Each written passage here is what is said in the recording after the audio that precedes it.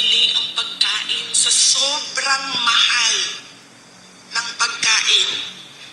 2 beses na lang kumakain sa isang araw. Yun ang kawawa. Sila ang dapat tulungan. Dumadami ang naghihirap sa ating bansa.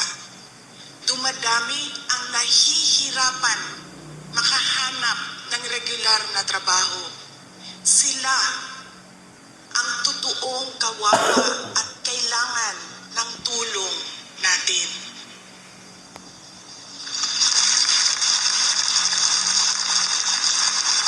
Ilang beses sa pag-atake sa akin, paulit-ulit ko sinabi, magtrabaho muna tayo.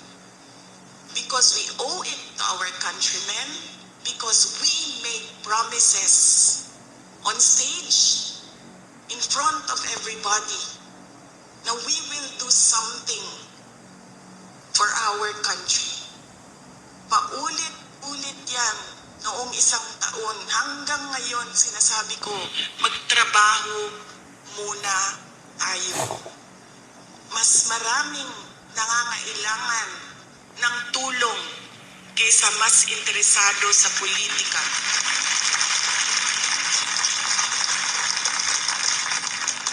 Pero this night is not about me and my problems. Hindi ako kawawa.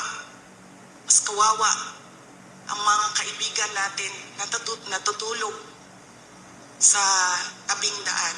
Gutom. Minsan, sa